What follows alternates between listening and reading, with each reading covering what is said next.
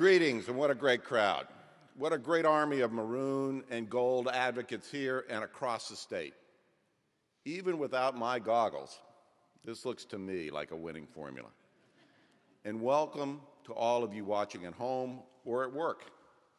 Hopefully not too much at work, because, Thank you for joining us. For you to travel here on a February evening or to sit in front of your computer screen to watch our webcast when you could be doing something more important, like watching Law and Order reruns or the Big Ten Network. That's extraordinary. Thank you. It's so extraordinary that before I forget, I want to make this offer. If you stick with us tonight, if you learn about our social media effort and complete all of the exciting activities we have planned, 3 of you will win a great grand prize. Karen, would you stand up? You get to have lunch with my wife, Karen Kaler.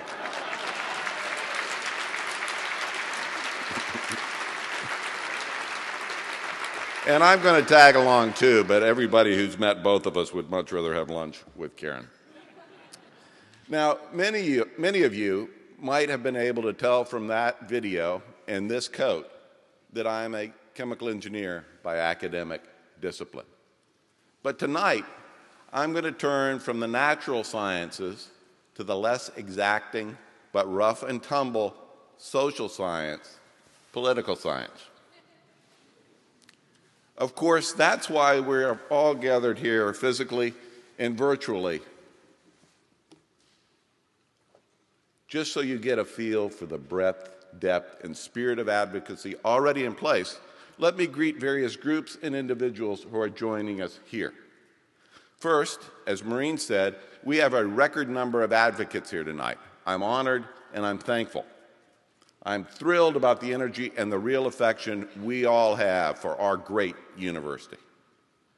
Before I go too much further, let me introduce you to some of my bosses, the hardest working volunteers in the state, members of our Board of Regents. They're scattered around the room, and if you would all please stand, I'll introduce you.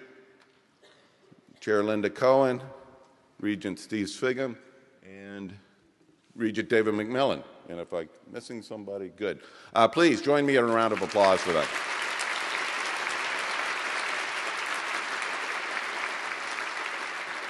Thank you for being our advocates.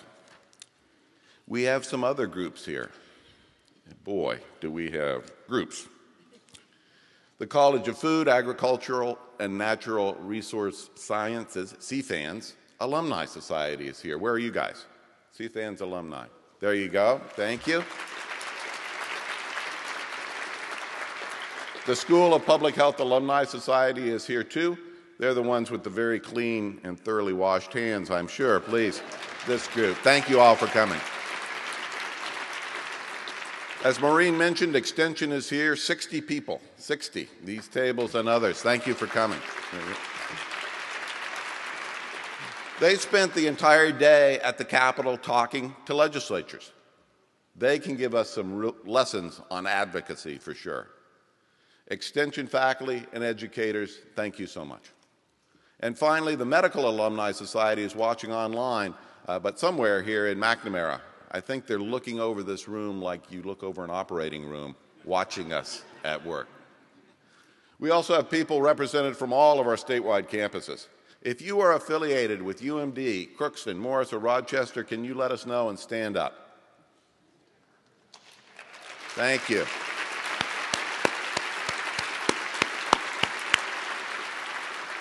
We are Minnesota proud and welcome all. Earlier today, I made my first appearance before a legislative committee in Minnesota, promoting our important capital request. Now, that was fun.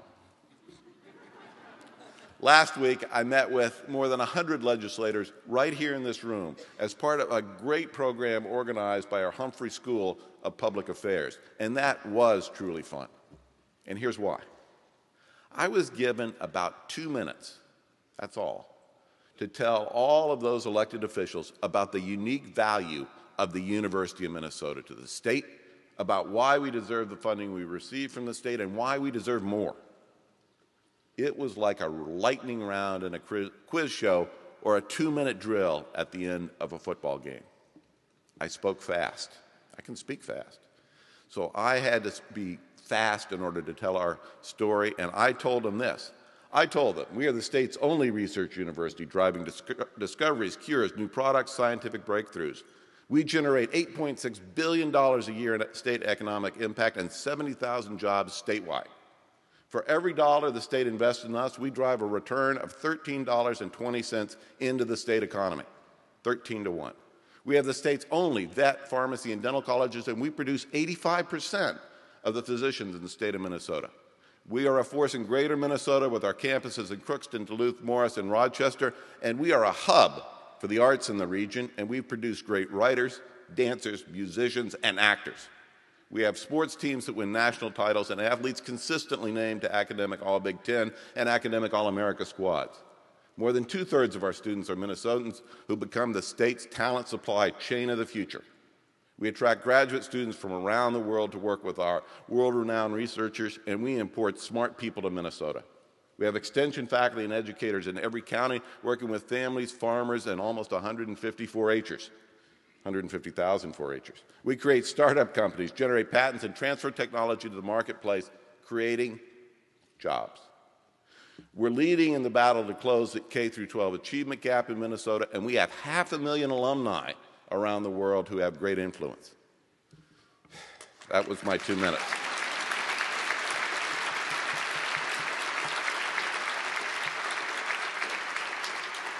As I was on my way here tonight, I realized something about all of that. Each of our attributes, and those are just a few, amounted to fewer than 140 characters when I wrote them down. 140 characters, of course, gets me all a Twitter. And I'll come back to that social media topic in just a minute. But let me turn now to storytelling and its importance in our advocacy effort. Each of us has a story about how this university has affected our life, changed our life, and made the difference in our life. My University of Minnesota story is somewhat typical. I first came to the University of Minnesota in September of 1978. I was about to be 22 years old, and I was about to be a graduate student in the best chemical engineering program in the country. I had a fellowship to support me, which was the only way this son of a blue-collar family was going to go to graduate school. That was my first encounter with the excellence of this university and with the mission and public support that made it accessible to me. I studied under some of the world's leading experts in chemical engineering. They were teachers, they were mentors, and they were inspirational figures. I received my PhD here, and I received a transformational experience here. That was the University of Minnesota then, and in many ways, what it still is today. But as many of you have heard me say, those twin pillars of excellence and access at this university, those two foundational stones for the prosperity of Minnesota have never been more at risk than they are right now. Our state has been disinvesting in an alarming way in our university, disinvesting in this jewel, this force of culture, curiosity, creativity, of jobs and justice, of health sciences, veterinary medicine, and of national champion teams in Duluth. That's why I am devoting this chapter of my life to the mission of this great university and to the future of our students. And that's why each of our stories is a testament to why this university matters and why we need to aggressively communicate with our legislators and the governor about the importance of our capital request this session. And that's why I am excited and thrilled to see you all here tonight or know you're watching us at home. Now, this gathering tonight is about much more than 1 year's request or a few months of challenging committee hearings. This gathering is about building a community of advocates, a community that is committed to the long-term future and success of this great university. I want tonight to firmly lay that groundwork for a grand vision of our university so that we are always part of the same national and global conversations as other world-renowned institutions. We should be in the same conversation as Berkeley, Michigan, Virginia, and UCLA. We have a great university. It is a pride and treasure for the state of Minnesota, and it deserves investment by the taxpayers of Minnesota.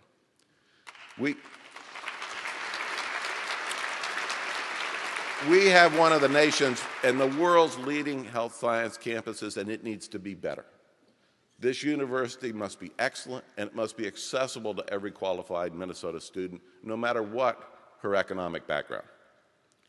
We must have the help of the state of Minnesota to stem increases in tuition and put a lid on student debt. We are the University of Minnesota, but we need to tell everyone we know and everyone with influence that this university is Minnesota. Our future is driven by our history, and our history is filled with your stories. Let me tell you a few tonight. Take graduate student Abu Amara, who's about to get his master's degree, and I've gotten to know him a little bit. He's a terrific guy. Abu grew up, sadly, in Madison, Wisconsin. He came here to the Humphrey School of Public Affairs, attracted by all that the Twin Cities and this university has to offer. His years here have changed the trajectory of his life. How's that? Well, he's the president of our Graduate and Professional Student Association, and he was just appointed to a U.S. Department of Education rulemaking committee on student loans. He'll be working this summer at the Northwest Area Foundation in its work with the African American Leadership Forum.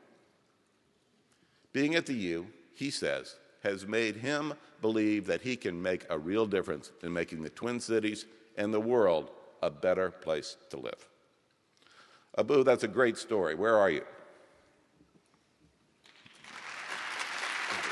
In the back.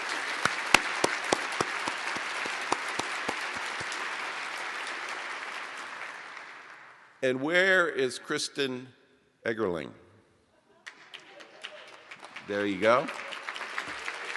So I will tell you that while she looks very refreshed, she drove tonight all the way from Hollick, Minnesota, in the farthest northwest corner of the state, 400 miles. Kristen works in Hollick with the university's Northwest Regional Sustainable Development Partnership Board. That board partners with CFANS, Extension, our College of Design, and our Ag Experimental Station to work with local communities. Kristen drove down here last year, too. She's most passionate about the university's role and the board's role, her board's role, in promoting local foods and connecting children and nature. In an email, Kristen wrote, quote, "Our community should be thankful for their connection to the University of Minnesota." And that kind of engagement is one of our missions. Kristen, thanks for coming down.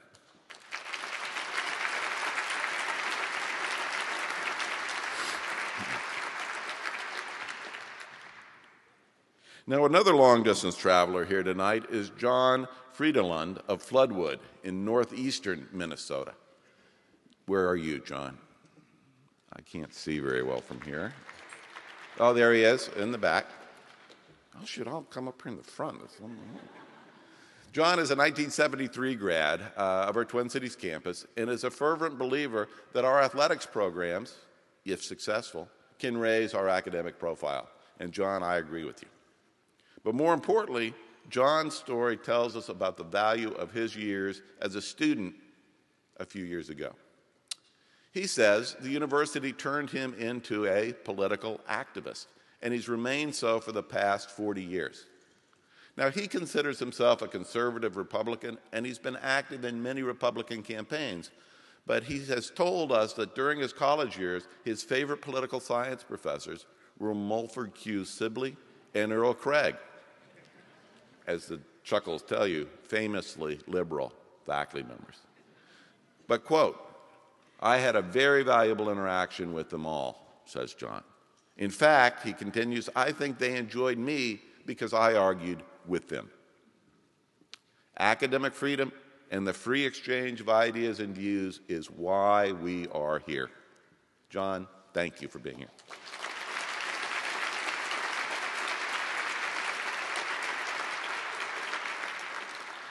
And then there's Liz Ramier's story. She's not a U grad, but she is the Chief Operating Officer of Life Science Alley, which is committed to business success in the life sciences. I've spoken to that group, and I know they embrace our pioneering approach to sharing intellectual property and our stepped-up and enhanced technology transfer program. In an email, Liz wrote, quote, continuing to cut the U's already limited state funding is penny-wise and pound foolish, and does not send the right message to Minnesotans and the companies that have chosen to locate here. Liz, where are you?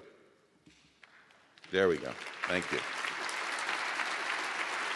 Thank you for your advocacy about what we value, and thank you to Life Science Alley for helping us here to be driven to discover. Now let me turn to the nitty-gritty of our capital request. What are we going to ask you to help us with?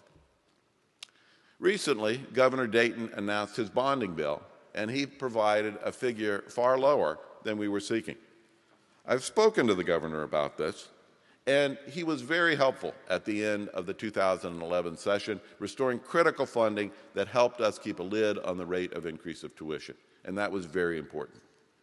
But our capital request this year is very much focused on fundamental facilities maintenance and on improvements across the entire University of Minnesota system. It's something our campuses desperately need. Let me tell you about the request. First, we're seeking $90 million in funds from the state's Higher Education Asset Preservation and Replacement Fund, or what's known as HEAPR. Not a very poetic name, but very necessary. By law, these improvements must deal with code compliance, energy efficiency, repairs, or renewals of buildings. You know what that's like. Those are exactly the kind of improvements that homeowners have to spend on basics of periodically replacing your furnace, fixing your roof, or improving your house's energy efficiency. We don't get away from that any more than a homeowner does. For now, the governor has only directed $20 million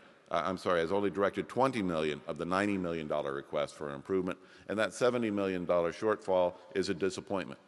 That's funding that's spread across the system. Some of that money stays in the Twin Cities, some goes to Duluth, to Crookston, to Morris, to Rochester, to the extension stations and outreach stations across the state. So we're going to tell our story and keep telling our story in the legislature in order to move towards providing full funding of our request. And I started today telling that story before the Senate Higher Education Committee. We are also seeking to partner with the state in funding renovations to the Twin Cities Combined Heat and Power Plant and to Eddy Hall on the Twin Cities campus, the oldest building on the Minneapolis campus, and we want to upgrade and modernize them. The power plant project can save us millions of dollars a year in energy costs. And Eddy Hall is on the historic National Register of Historic Places, and it should be and must be preserved. And it will become one of the most thoughtful, innovative buildings on our campus with the sort of modern flexibility office space needs. We're also seeking funds from the state to improve our Itasca Biological Research Station near the headwaters of the Mississippi River. It's filled with World War II era buildings, and it's a unique place where three ecosystems in Minnesota come together. It's a special place to teach biology and environmental studies. Finally, our last element of our list is to develop a much-needed and important American Indian Learning Resource Center at UMD. UMD is one of the nation's leading centers for Native American education, and I was in Duluth just yesterday. There's strong support from the business community for the Resource Center, and Duluth area civic and business leaders are advocating for us. Now, of course, we are very mindful of the financial constraints that our state faces. and we understand the challenges that legislators and the governor face to develop a balanced budget with so many needs in the state. But we are a great investment. As I said earlier, our return on investment is 13 to 1. For every dollar the state invests in us, we produce $13.20 of economic impact back into the state. And at its core, this is not a request about fixing steam plants or elevators or new windows or repairing sheetrock. It's about preserving one of Minnesota's most precious and valuable assets, its university. The University of Minnesota truly matters to the state, the nation, and the world. We need to tell our great stories, and we must be maroon and gold advocates. So, let's walk the talk. Now is the time for action. It's time to empower you to tell your university story in so many ways, on a host of different channels, familiar and maybe unfamiliar. As an engineer, I know this. For every action in the 21st century, there are at least two things. There's a reaction and a tweet. And I also know there are many other channels through which to transmit our Support the U message, from Facebook to our own website to the telephone to a good old-fashioned U.S. mail letter. But those of you who tweet, you know there is a great power in just 140 characters. And I've been sending out tweets since last fall at my hashtag #PresKaler. And we have a new hashtag just for University of Minnesota advocacy, and it is UMNProud. And because we all are indeed UMN proud, we have a great story to tell. The avenues for advocacy and the paths to persuasion are paved with new technologies and new techniques of storytelling. We must take advantage of our energy and commitment to travel along those new paths. Advocating for an excellent and accessible University of Minnesota is about advocating for a prosperous and forward-looking state. Wait, add the hashtag and hey, that's about 140 characters. I've got to get on that. And a perfect tweet. Okay, Liz, the tweet is up? Okay, boy, you know, I'll keep talking while you do. Those could be perfect words, too, for more traditional methods of taking action and advocating.